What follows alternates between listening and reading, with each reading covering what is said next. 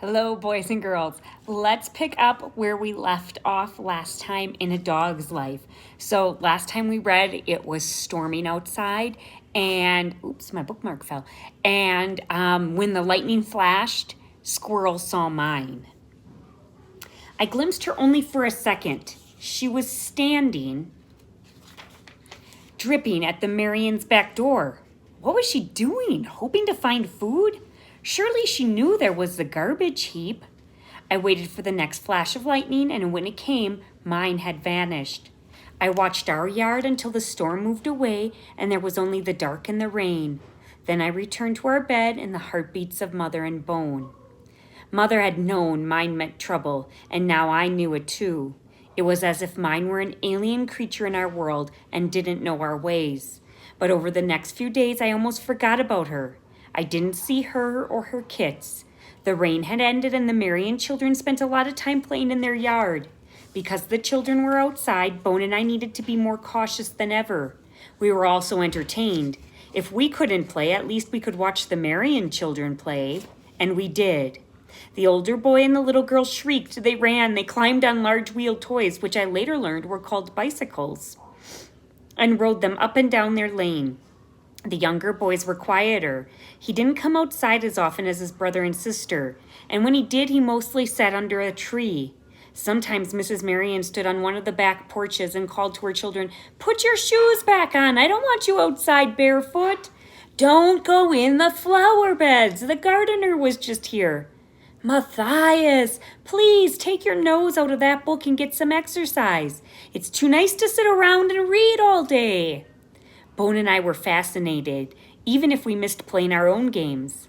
And then one evening, I saw mine again. She trotted through the Marion's yard at sunset, just as the girl ran outside calling, "I want to catch fireflies before I go to bed, okay?" She held a glass jar in her hand. Have any of you ever caught fireflies? Have we talked about this in school? I used to all the time when I was little. My house was the backyard. Had a cornfield in it. There was a farm behind my house, and then there were fields all around my house, and so fireflies lived there, and we would catch them on summer nights. I'm not sure whom she was talking to. Mother Bone and I were in the shed, and I was peeking out the door, but I didn't have a view of the entire yard. I heard the scream, though. All of the animals on the property heard it too. The girl had said she wanted to catch fireflies, and then someone let out a scream as loud as a screech owl or a raccoon. And then Mrs. Marion shouted, "It's a fox! It's a fox in our yard! Come inside!" Mine bolted. I saw her tear across the yard and disappear into the woods. It was the next night about the same time when Mother and Bone and I heard human voices outside the door of our shed. I hadn't been around the humans often enough then to be able to recognize who was speaking, but I thought I heard Mrs. Marion, and I heard the voice of another grown male who might have been one of the gardeners. I didn't have time to puzzle over this, though. Mother grabbed me and dragged me through the shed toward the nesting boxes, Bone at our heels. From inside the boxes came low growls of warning, but Mother ignored them. She nosed Bone and me into the darkest corner of the shed and stood in front of us facing the door. My heart thumped so hard I could feel it beating in my throat.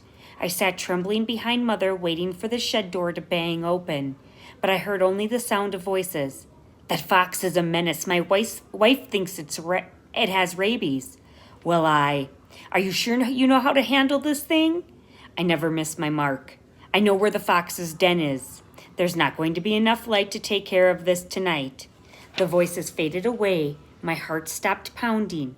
The next afternoon, I followed Bone to the garbage heap, and that's when I heard the explosion. It was so loud that it echoed through the hills and startled the birds, who fell silent. Bone and I looked at each other in all that quiet, then turned to run back to the shed. But we skidded to a halt when we saw one of the gardeners. He was trotting across the yard toward the farthest flower bed, and he was carrying a rifle. I let my eyes travel ahead of him to the garden. There was mine. She lay in a heap under a peony plant. She was very still. Mother found Bone and me then and herded us toward the shed, staying well away from the men. As soon as the gardeners bent over to look at mine, Mother ran us around the corner and pushed us through the door, and we retreated into the dark corner. The rest of the day was quiet. We didn't leave the shed, and we didn't see or hear the Marion children. But all afternoon, mine's kits yipped softly in their den. Early the next morning, Mother left the shed and trotted off in the direction of the garbage heap. She never came back. Next chapter, Secret Dogs. Bone and I waited a very long time for Mother. That first morning, when we didn't know that she wasn't coming back, we entertained ourselves as we usually did. We hunted in the woods, we played by the stone wall, we visited the garbage heap and found bits of smoked turkey, a melon rind, coffee grinds, which we tasted but we didn't like, and half a piece of cake with white frosting. We ate until our stomachs were quite fat. That day was very hot. It was so hot that the Marion children, who had been spraying one another with a garden hose in the morning, went inside for their lunch and didn't come back outside. By the time the sun had reached its highest point and had started to pass over the Marions' backyard, the shed, even with its open window and doors, had grown too stuffy for any creature except the mice. Bone and I lay in the shade of the woods and waited for Mother. At the end of the day, when the shadows were long and the heat had faded a bit, Bone and I returned to the shed. I expected to find Mother in our nest. Sometimes now and then, Mother left us for long periods of time, but she always came back by evening. Our nest was empty, though, and the shed was still stuffy. One of the cats poked his head through the door, sniffed at the dusty, dense air, turned and left. Bone and I remained. I was hungry. I suspect Bone was too, but we wanted Mother.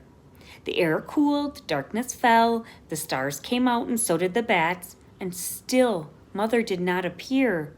Bone and I curled into each other in our nest, our stomachs rumbling. I thought of the garbage heap, of the turkey and melon rind and cake, but Bone and I hadn't been outside in the nighttime by ourselves yet. Besides, surely Mother was on her way back to us. All that night, Bone and I slept on the burlap sack, slept with our legs and tails entwined. I could feel Bone's breath on my neck. It was the first night without Mother, and it seemed very long. In the morning, when I awoke, I saw Bone, 3 of the shed cats, a mouse poking its head out of the flower pot, but no Mother. I knew she was not going to come back at all. Bone and I were on our own. We were responsible for finding all of our food and water and for remembering the many, many things Mother had taught us. How to stay out of trouble, when to snap and bite at an animal, how to steer clear of humans and other dogs, how to clean our wounds, to groom ourselves. We tried hard and we managed fairly well. The garbage heap became our best friend. I do not understand emotions very well. I know what fear feels like. I have been afraid many times. But I am less clear about words like joy, happiness, sadness, and anger. Over the years, I have heard humans, especially Susan, talk about these things, though, and I see how Susan appears when she says she is happy. Looking back, I think I was happy during the rest of that summer when Bone and I lived in the shed. That I was happy even though Mother was gone. The truth was that with mine gone as well, the Marions' property was a much more peaceful place, and our world seemed less threatening. Mine's kits had left too. The morning after their mother was killed, they tumbled out of their den, trotted in the woods, and just kept going. So the Marions' yard was free of foxes, and I was not to see the man with the gun for quite a while. Bone and I began to feel safe. The air cooled down after that one blistering day, and sometimes I saw the Marion children wearing the kind of clothes they had worn in the spring. Cooler air meant that the shed was more comfortable, and just enough rain fell, enough to fill buckets and watering cans that Bone and I drank from, but not so much that we couldn't go hunting. We were not very experienced hunters yet, my brother and I, but we caught enough small animals here and there so that our stomachs were usually full. If we had a bad day, we could always raid the garbage heap. Our lives were quiet. Bone and I played and hunted. We chased squirrels and chipmunks and each other. And we finally made friends with some of the shed cats. One of them, Yellow Man, would wait for me in front of the nesting boxes each morning and rub his head under my chin before he left to spend the day in the woods. I even came to recognize the shed mice, every single one of them. I never thought of them as meals. They were my neighbors. It was a warm afternoon with the smell of cut grass in the air and bees humming in the bushes when Matthias discovered Bone and me. He took us by surprise. We had eaten breakfast at the garbage heap and were napping in the woods, our bellies full, when I heard the sound of crunching leaves and a hushed human voice. Bone and I jerked to attention. Here came Matthias, the boy who liked to sit under trees, the boy Mrs. Marion would tell to take his nose out of his book. And he was carrying a book now and talked to himself, and his face looked like Susan's does after Mrs. Oliver has told her she's too old to be living on her own. Bone and I drew back and held very still, afraid to run and draw attention to ourselves. Matthias almost stepped on us. "Hey!" he cried. "Hey! What? Hey, I found puppies!" Bone and I did scramble away then. We ran straight for the shed and zipped through the door. Matthias ran after us and followed us to our nest. "Hey, puppies! Hey, puppies!" he said. "I won't hurt you." He held his hand toward us. Bone growled at him. "I know you don't trust me," said Matthias. "I don't blame you. You don't know me." He paused. "Not yet, anyway." Bone and I left our nest then and backed into the corner. Matthias stood up, but he didn't approach us. "I'll be right back," he said. As soon as Matthias left the shed, Bone and I scooted out the door and ran for the woods. We hid in the woods, afraid to move about, but by the end of the day we felt brave enough to make our way to the garbage heap. When we did, I saw Matthias walking around the Marions' yard. He was holding something in his hand, and he was peering under bushes and around trees and in the sheds and playhouse. He didn't call out, though, as Mr. and Mrs. Marion had done one day when they couldn't find that noisy little girl. I realized now that Matthias didn't want his mother to know he had found puppies on the property. She wouldn't stand for that. We were Matthias's secret. We didn't want to be Matthias's secret, though. Mother had taught Bone and me to fear humans, so we tried to stay alert and keep out of Matthias's way. But one morning the rains came again, and after Bone and I had found breakfast and relieved ourselves, we returned to the shed. We were settling in for a cozy day with Yellow Man and the rain drumming on the roof when the door flung open and in walked Matthias. "There you are," he said softly when he saw Bone and me. Matthias always spoke softly, not like his sister. He crouched down and held out his hand. I glanced over my shoulder. Yellow Man and the other cats had retreated to the farthest recesses of the nesting boxes. I was about to run for the corner when a wonderful, beautiful scent reached my nose. Chicken. Matthias was offering us a piece of chicken. Bone and I couldn't bring ourselves to approach Matthias, but we didn't turn and run either. Matthias stretched his hand out as far as it would reach. Bone and I darted forward to snatch the chicken, and then we did retreat into the corner. Matthias grinned. "That's all for today," he said, and he left. But he returned with more chicken the next morning, and the next morning, and many mornings after that. By the third morning, Bone and I didn't feel we needed to hide in the corner in order to eat our prizes. Matthias did nothing while we ate, but sit and wait and watch. If Susan had been there then, she would have said that Matthias was patient. One morning, Bone and I were eating our fabulous chicken breakfast when I realized that Matthias's hand was resting on my back. His other hand was resting on Bone's back. I was startled, but not so startled that I wouldn't finish my chicken.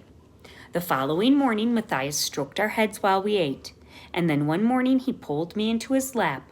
I struggled at first, but Matthias kept patting me and murmuring, "You're such a good puppy.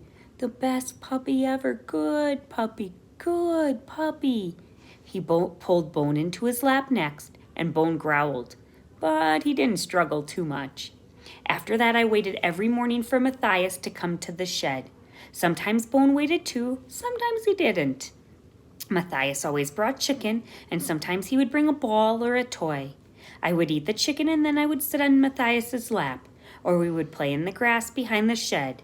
I noticed that Matthias was as careful to stay out of sight of his house as Bone and I were. At the height of summer, something of fall was already in the air, although I didn't realize it then. Didn't know that the days would turn short and cold and that food would become hard to find. It was during this time that Bone and I saw the man with the gun again, and one evening we heard a blast from the rifle. Bone stayed away the rest of the night. I had seen him do that on other nights, had watched him woke from a deep sleep, sat up and listened to the coyotes in the hills or to the voices from the Marian's porch. My brother was becoming restless. I loved our summer days, being greeted by Yellow Man in the morning, hunting or going to the garbage heap with Bone, waiting for Matthias, romping in the woods. But Bone was getting tired of our days, and he was becoming suspicious. He eyed the Marians, even Matthias, more than ever. He growled when he saw the man with the gun, and one morning after the rifle blast, he decided to leave our home in the country. And we'll see you later.